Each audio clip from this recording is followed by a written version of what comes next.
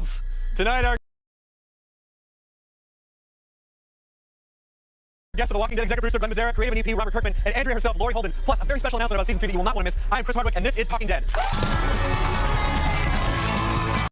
Zombie Apocalypse or Armless Walkers on a Leash. We are live. We want to hear from you. We're going to read your questions, comments, answer your phone calls. We're going to get through this week. What is eating away after you're watching tonight's episode of The Walking Dead? Tweet us at AMC Talking Dead. Email us your questions at talkingdead@amctv.com, or just pick up the phone and call us toll free at 1-855-332-3548. That's 1-855-DEAD-LIVE. Joining us now are Robert Kirkman, Lori Holden, and Glenn Mazzara. So nice to see you guys.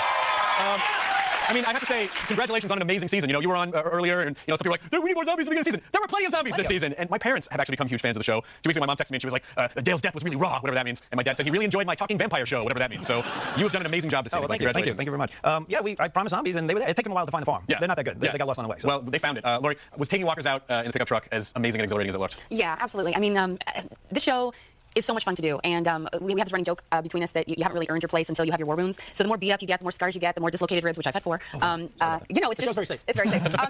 It's just really cool. And that whole night with the barn burning down was such an incredible night because even people that had been wrapped, everybody came to watch that moment, and we were all like audience members as the zombies were coming from the burning barn, and we were in awe of them because it was so hot and so scary, and they never looked back, they never broke character, and it was like, wow, could you do that? I don't know if I could do that. We really murdered all those people. Yeah. Was the barn, like, what was that experience of just like torching the barn? It was incredible. What happened was, they had all the walkers coming, toward the house, away from the barn, and our AD saw one of the beams in the barn fall, and she said, it's going to fall. Everybody back. So all of a sudden, you had all these crazy walkers running toward the barn, and they reset the shot just as the roof fell. So that was just pure luck. That was just somebody paying attention, and we got it, and I think it was really a special shot. I mean, there was so much amazing in this episode. Like zombie, and then crazy revelation, crazy surprise. The last scene where we see I'm pretty sure it's a prison or Walmart, but it's probably a prison. It's a Walmart prison. It's a Walmart prison. What does this mean for the group?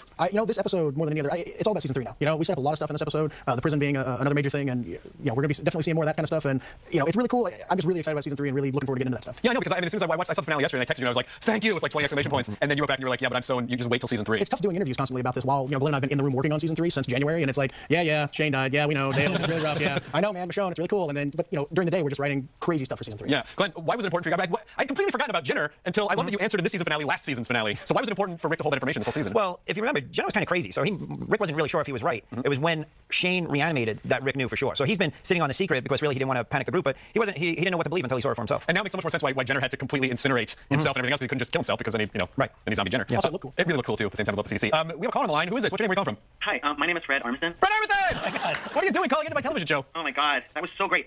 It was great. That was really. I understood where Rick was coming from, because I think he wasn't sure either. What do you mean? About the fact that everyone was infected, withholding that information. Yeah, I mean, I think it was the right decision. First of all, I was going to say, everyone needs to get off Rick's sack in this episode. You know what I mean? It's like, he let everyone out. He's had more zombie kills than anyone else. He killed his best friend. He killed the 2 guys in the bar. Like, he's been a total badass. Well, they thanked him for killing Shane. They really should have, and they didn't. But what's your question for these guys, Fred? Okay, first of all, Lori, what a great job you do. You're so great on the show. Oh, thank you. And I was wondering, there's so much carnage, and the subject matter is so dark. Do you guys, on the set, is it like that, or do you guys do anything to kind of, lighten the mood or anything? Well, we have this one ritual. We all love Michael Jackson. And when all of us are together sometimes in makeup and the makeup and hair trailer, we'll put on Thriller. And we literally will jump out of our seats and start doing our little zombie dance with a swivel leg, all of us. If you get the whole cast and zombies in the back to do that, biggest video on the internet ever. We blow it out. Yeah. We love it. Fred, thank you so much for calling in. The Dream of the 90s are live in Portland, and I salute you.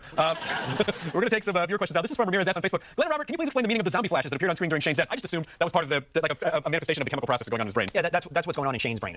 We didn't have a major character go through that. We had Jim do that. We had Amy in season 1, but we haven't had that this year. So that was important to really put the audience in that experience. Yeah, the chat on TalkingDead.com, by the way, was all about the crazy things that happened in tonight's episode, of which there were many. So our poll question is, what was your favorite moment of tonight's season 2 finale? Was it the hooded stranger who saved Andrea? Michonne? Was it the farm burning? Was it Rick turning into a badass? Or seeing the prison? Go to TalkingDead.com to vote. But right now, you guys, last time this season, it's time to say goodbye to those we've lost, and there are a lot of them. Here you go.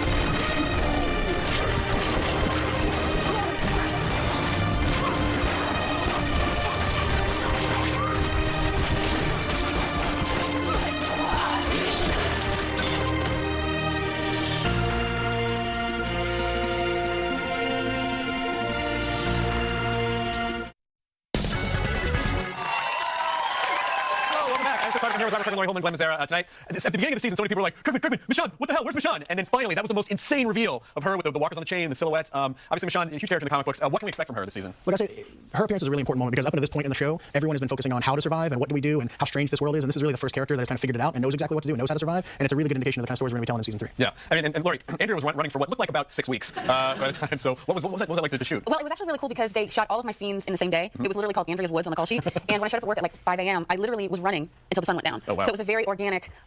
It was just very organic. I couldn't get out of bed for 3 days after that day. But I was literally running and tackling and killing zombies for like 12 hours straight. I mean, it really was. Like, by the end of it, you were, clearly. People are like, God, you played the exhaustion so well. I'm like, played the exhaustion? I was like dying. Well, Andrea gets totally cut off from the group. Yeah, I thought they were my friends. They were supposed to be your friends. There's no friends in the zombie apocalypse. I don't want to see anymore. Yeah, I know. But I think it's going to contribute more to Andrea's badassery in the. Is that a word? Well, it is now. I just said it. Get on it, Urban Dictionary. Dale's gone. Shane's gone. How is Andrea going to cope? I don't know that Shane's gone. Andrea doesn't know that yet. That's true. So that's something that I guess we'll look into in season 3. Yeah. I think that the character of Andrea is hoping there's a search party looking for her. Yeah. I just love it. I love that. Andrea's gone on this whole like super badass arc of, from being this like, oh, I'm on a road trip to blam, stab, swat. Yeah. I mean, did you know that the role's gonna be so physical? Yeah, I mean that was always something that I knew just reading the comic. But what I love about the TV show, and because there's some deviations from the comic book, but I really love how they really showed this girl who was suicidal and bereft and wanted to take her life, and then angry and vengeful, and then finally kind of got it together and was like, I don't want to be a victim, I want to be a brat, I want to be the best person I can be, and I want to help other people. Yeah. And now I'm gonna kick some butt. So I love the journey that these gentlemen have created for me. We have a caller. Hi, what's your name? Where are you calling from? Hi, my name is Dan. I'm calling from Santa Monica, California. Nice. What's your question? This question is for Robert. I was wondering, are we going to get to see Merle, Morgan, and Dwayne in season 3? Okay, Merle, Morgan, Dwayne. Obviously, I can't answer this question completely, but I will say that there is a 100% chance that you will see 33% of that group of That's people. good enough. That's a good teaser. In season 3. That's totally a good teaser. Have you ever someone asked you a question like, yeah, this is gonna happen? Oh crap, I should have said that. Like, I don't know how you keep these secrets. I've gotten very good at kind of answering questions, but not really. And you've also gotten good at close-up magic from the gesturing of your hands. Yes, I can do things with my hands. Guys, don't forget to go to TalkingDead.com to vote in our poll. We're gonna be right back with Robert and Lori and Glenn right after this. Join us.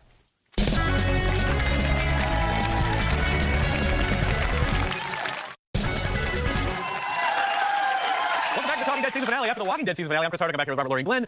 Glenn, how far in advance did you know who's going to die this season? Is that mapped out from day one? Not from day one, but we have a plan, and then you have to, make changes. We were originally supposed to have Jimmy was going to be dead in the field instead of the cow. Oh, for Dale. Okay, yeah, right, for Dale. Oh, interesting. And then we always had a plan where Herschel was going to be killed. Really? Yes, Randall was going to get free and kill Herschel, and then Shane was going to do what he did with Randall. And I actually told Scott Wilson, well, next script comes out, you're dead. And then we started I hope writing you said it that warmly. Yeah, I was like, sorry, dude, we gotta go. We all gotta go. So, and then we started writing the scene, and we just realized, it wasn't working. We weren't getting anything. It was just playing as a gratuitous death. We liked the guy. We could do some great stuff. I think him looking back and seeing the barn burning was worth it. Yeah. I mean, Scott Wilson really did some great work there. So the script comes out, and Scott just was like, oh, I guess they forgot about it. And then we sent out this script, and and Herschel lives. Well, Herschel's also a character that I really want to find out more of what's going on with his past. I mean, his whole belief system, his emotional core has completely shifted from what it was before, and I'm kind of interested to see where that goes. He was a super badass in this episode. But I want to just for a second say to Robert and Glenn regarding Lori, what the crap? What was that stuff about getting all mad at Rick for killing Shane? She was totally goaded him into that, and then she kind of goaded Shane. So what is she upset about?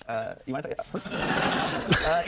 she's pissed at herself. Oh, She okay. put these two guys in motion, and I think she's just stunned. And then she put him in realized, motion all right, Glenn, yeah, Sarah. she did, baby. So, She didn't say kill Shane. Yeah, she just said, kick You have the crap out of him a little bit. You have to do something about it. Yeah. In Do quotation- something. In air quotes. How many times has someone told you to do something and then you haven't killed someone? I meant have a stern talking to, not murder in a field with a shiv. Something could be anything. Here's a good question. This is from Twitter. What's the deal with the helicopter in Atlanta?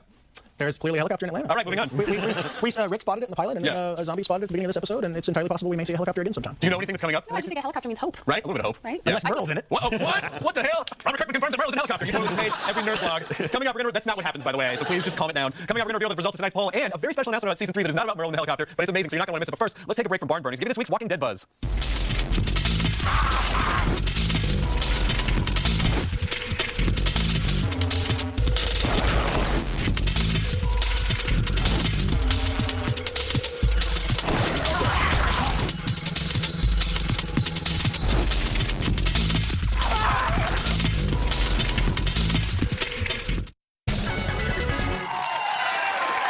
Welcome back to Talking Dead. By the way, Lori Holden is new to Twitter, joined a couple months ago at Lori_Holden, so please tweet her and tell her what a lovely job she's done this season. But Robert, you have a very special announcement about season 3, which we have teased, so take it away, Kirkman. Dude, great. Yeah, so we got this mysterious hooded woman Yes. that's appeared, and anyone who's read the comic book series knows that is a fan favorite character called Michonne, that everybody is very excited about being in the show. And here tonight we're announcing that a fabulous actress, so let's get that photo up there, by the name of Denai Guerrera, is going to be playing her. Nice. Let's go for Denai. Great.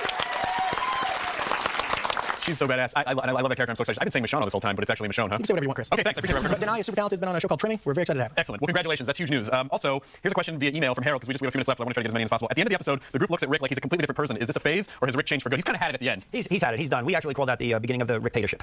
Oh, nice. Nice. Ricktatorship. So from here on out, how is he going to maintain his authority? I think, he feels he got them off the farm. I think he's done taking requests. He's just going to decide how to keep these people alive. Yeah. Kirkman, I can't even, I'm about to say, any predictions for next season that you're about to write?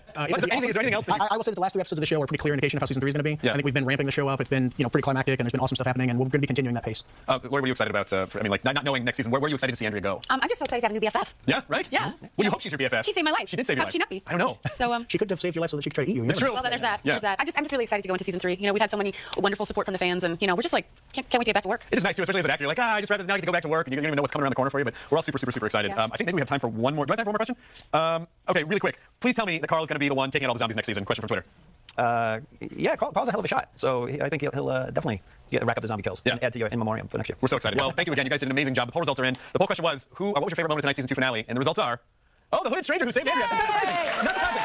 Guys, thank you so much for watching Talking Dead. My doll arms and I wave goodbye to you. I'd like to thank Robert Kirkland, Laurie Holman, Glenn Mazzara. You can go online for our after show, TalkingDead.com. But right now, please stay tuned for an all-new episode of Comic Book Men. I am Chris Hardwick at Nerdist. I am sincerely thank you for watching the show. This is one of my favorite things I've ever done in my life. And I hope to see you again next year. Bye, everyone. Have a bitchin' summer. Have a bitchin' summer, you guys. Baby arms.